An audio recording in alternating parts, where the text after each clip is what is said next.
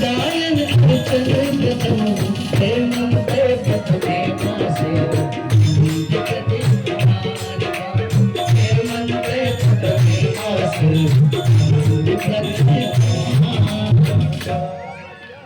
हेमंत ऋतु के पहले महीने में जब नवरात्र लगा तो बाबा नंद के ब्रज में जितनी भी कुमारी कन्याएं थी उन सब की माताओं ने उन्हें गौरी की पूजा के लिए प्रेरित किया। आप लोग बिटिया को पूजा करने के लिए प्रेरित करती हो कि नहीं करती हो? करना चाहिए। एक बात और बता दूं, सुंदर पति पाने के लिए गौरी की पूजा का विधान है।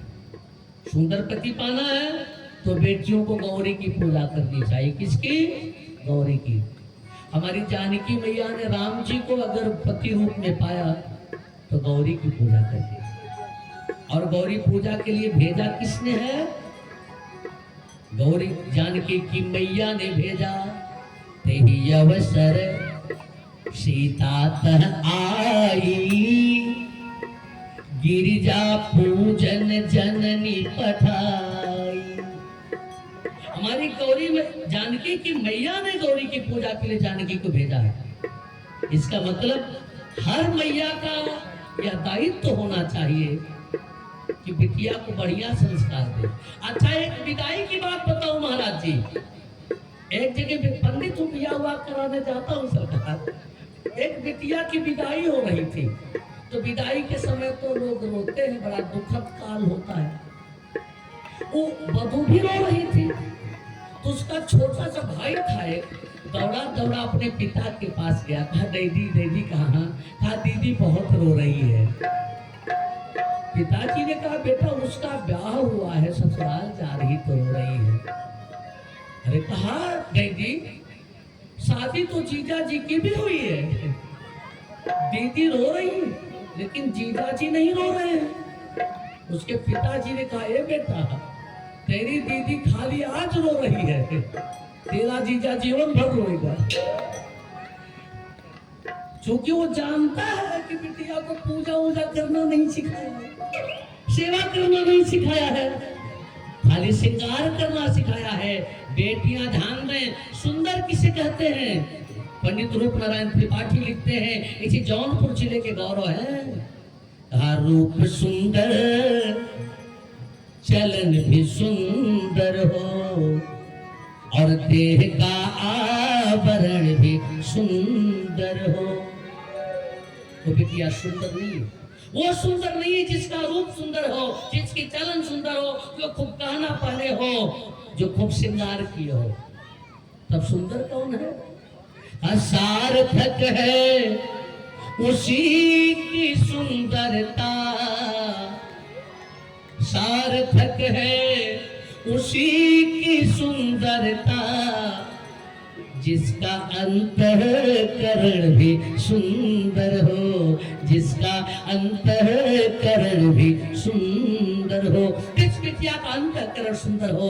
जिसे अपने माता पिता की इज्जत का ख्याल हो, जिसे अपने कुल की परंपरा का बोध हो, जिसे अपनी रवायत का बोध हो, और जिसमें लज्जा हो, मर्यादा हो, वो सुंदर है। सुंदर वो नहीं जो खूब गहने लादे हो, खूब श्रृंगार किए हो।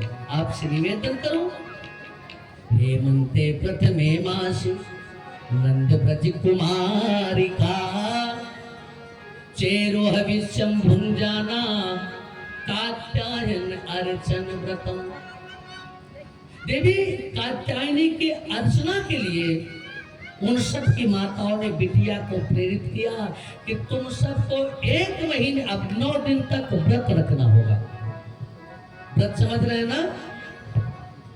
व्रत में मानी भूखा रहना, लेकिन व्रत का मतलब ये नहीं है कि गले तक खा लीजिए। एक माता जी थी, कीर्तन में बैठी, जन्माष्टमी के दिन कीर्तन नहीं करनी। मैंने कहा कीर्तनवा करो का बाबा, आज व्रत है ना, हा? आज एकादशी है, कितने लोग व्रत हैं? बस। अरे वृंदावन बिहारी लाल की। देखिए शास्त्र कहता है कोई 12 साल की उम्र का हो जाए एकादशी का व्रत शुरू कर देना चाहिए और तब तक व्रत किया जाए जब तक व्रत करने के लायक रहे। बात बीमार के लिए यह नियम नहीं है, रोगी और बूढ़े के लिए यह नियम नहीं है।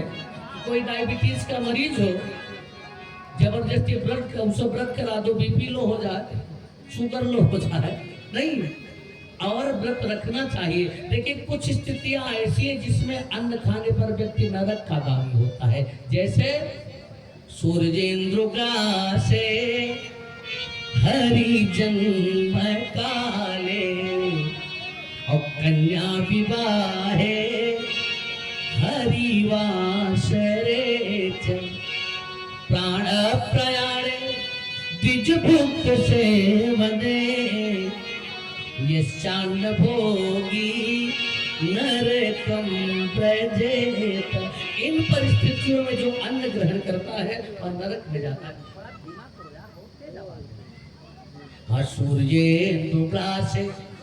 सूर्य ग्रहण और चंद्र ग्रहण का समय हो, उसमें अन्न नहीं खाना चाहिए।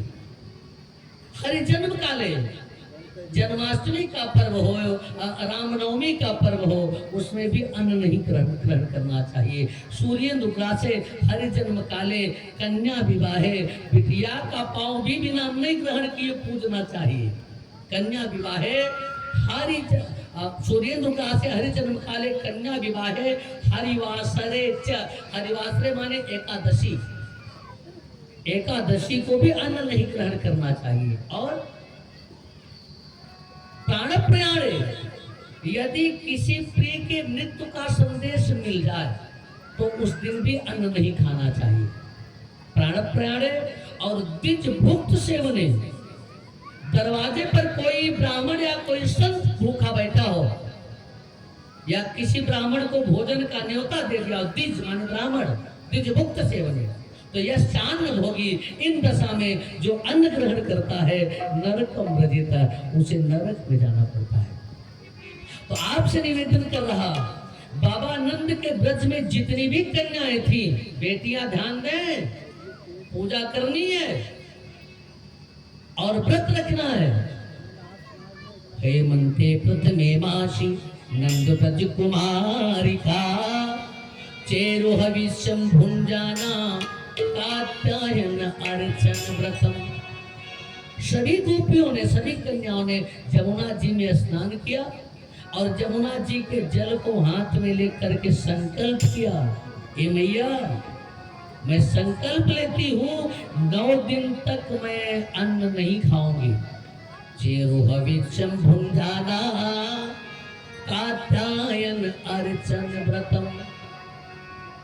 लेकिन एक बात सुन लो मैया, मेरा यह व्रत निष्काम नहीं है, मैं इस व्रत का पुण्य चाहती हूँ, फल चाहती हूँ। क्या? कृष्ण भगवान कृष्ण को पति रूप में चाहती हूँ। सुन लो भैया, अगर मेरी मनोकामना पूरी नहीं हुई तो मैं गिन गिन के बदला लूंगी। एक बात बताऊं, एक सज्जन किसी पंडित जी से पूछे, महाराज बड़ी कड़की है, पैसा वैसा नहीं आ रहा। पंडित जी ने कहा गणेश जी की पूजा करो, दीपावली में लक्ष्मी गणेश की पूजा होती है ना, कहा गणेश जी की पूजा करो, लक्ष्मी आएगी। और वो 1000 रुपए की गणेश जी की मूर्ति लाए, 500 रुपए का पूजन का सामान लाए, 1 हफ्ते पूजा किए, 1 रुपया ना मिला।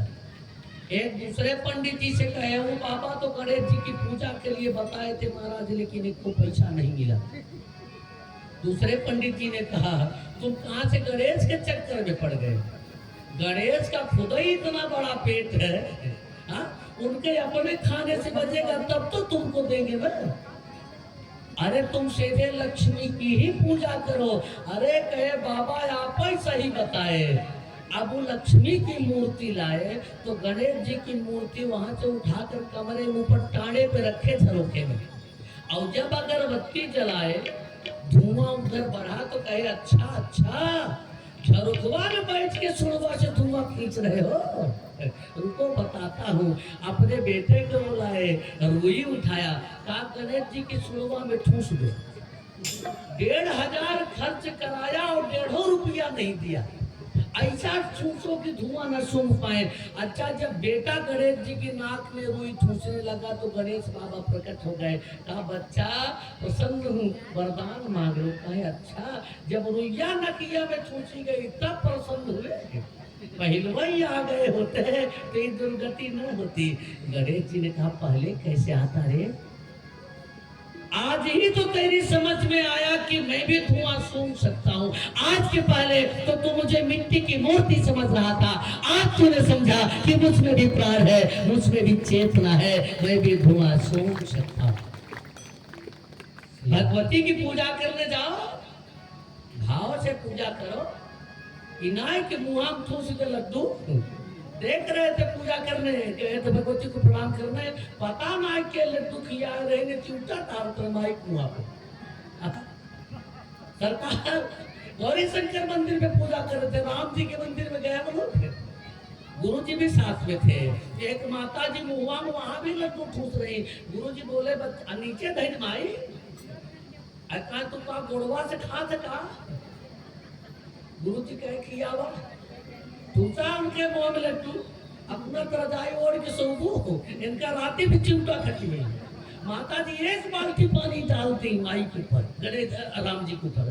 गुरु जी बोले, अच्छा जा, अब तू रजाई ओढ़ के सोबा है, राती भी चढ़ेगी, जब ऐसे भगत मिला है तो। अच्छा, माता जी अपने अचरे सुला के पूछे, क्या है भगवान गलती हो गई, ये भाव है।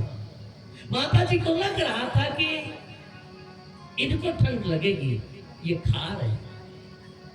गोपियों ने भी देवी कात्यायनी के मंदिर में प्रतिज्ञा किया कि अन्न गो देना खा भाई, भूखी रह गई 9 दिन।